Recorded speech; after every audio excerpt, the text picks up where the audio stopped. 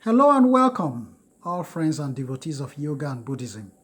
Today is June the 25th, 2019. Tuesday, June the 25th, 2019. I'm just going to proceed with my readings of some of my discoveries of some brilliant treasures of wisdom. The source of this wisdom is the great founder of the Fo Guangsheng, the Venerable Master Xingyun. Just like the Dalai Lama, the Venerable Master Xingyun is a very distinguished authority of Buddhism. And he established several universities all over the world through the Foundation Fo Guangsheng, and also is responsible for bringing Buddhist teachings to Africa through the African Buddhist Seminary established in Bronkhorstpoort, South Africa. I'm going to read to you some of his wisdom. We all want to make gains in life. Children crave for more candy, and farmers hope for a better harvest.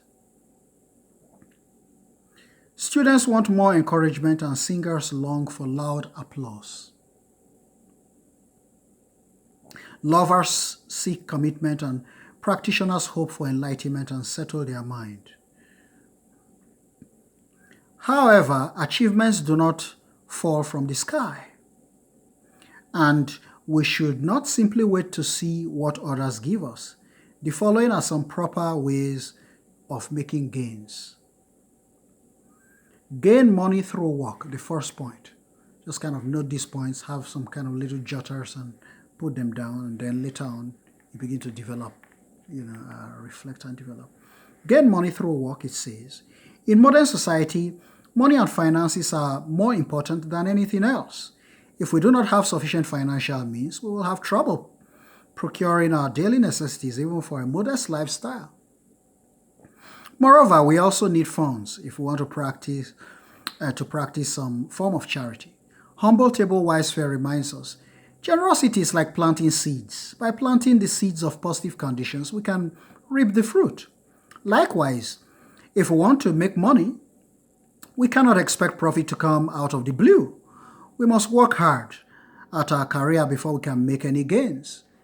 Second point, gain knowledge through learning. Wisdom is the navigator of life, and absorbing knowledge is the beginning of wisdom. In the age of globalization, knowledge is the key, and courage, the attitude for success, claimed a contemporary management expert. Knowledge is the source of human motivation and the foundation for progress. However, knowledge does not mean merely embracing hearsay or repeating what we have heard. Knowledge is gained from diligent learning and raised to a higher level through critical thinking. Knowledge is like wealth accumulated slowly by saving dimes and nickels over time. As long as we keep learning, our knowledge will grow endlessly. 3. Gain experience through failures. Most people are afraid of failing because failure makes us lose self-confidence. In reality, failure is not to be feared, but we should fear losing hope. For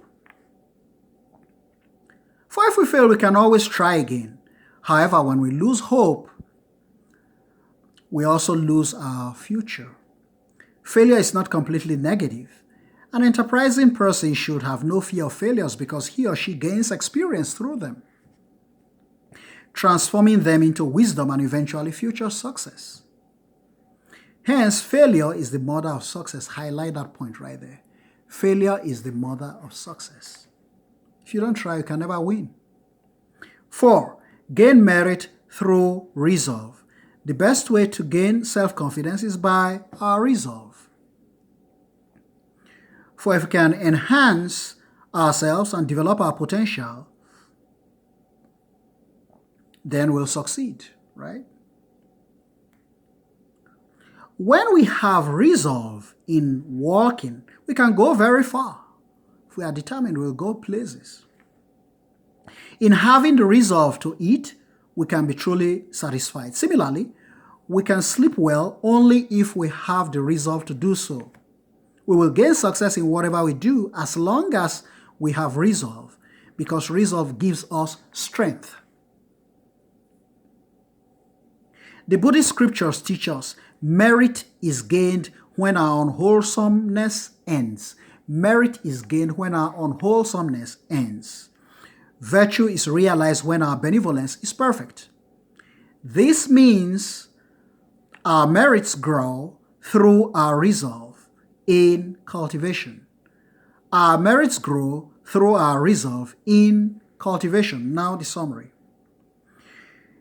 The road seems to stop as the mountain and water appear to end, but with perseverance we see there is another village behind the willows and flowers. Wearing out shoes in climbing to the cloud-covered peak. But after the hard work, we notice spring is already blooming from the branches. Farmers till in the spring and cultivate in the summer. And when they see the many grains harvested at fall, they will smile and think, without the sweat of planting seeds, how could there be a harvest of smiles? Similarly, practitioners travel to different places to learn. When they make some gains in their mind field, they will also say, it was worth all the money spent on travel. After all, for whatever we seek to gain on the journey of life, we need to give something first.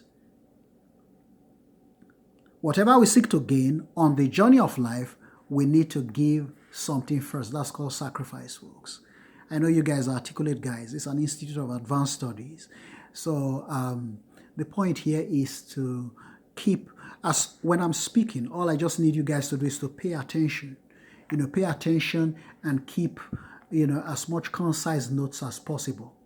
The Buddha always advises us, not just advice, actually, this is almost like law in Buddhism. The role of Buddhism is meditation. The Buddha says meditation is the key, is the overcoming of suffering. The only way we can overcome human suffering, which is the problem of life, is meditation. In other words, meditation is the solution of all life's problems. So in my lectures, what I'm teaching you is wisdom of Buddhism. You take your pen and your paper and you jot down the points. Every major important point you hear me say, you jot it down. Then you take it over to your spot, to your quiet spot, to your temple of peace, to your private library, to your study, and then you reflect and meditate on the profound teachings of wisdom which I've transmitted to you. Enjoy that. Namo Amitofo.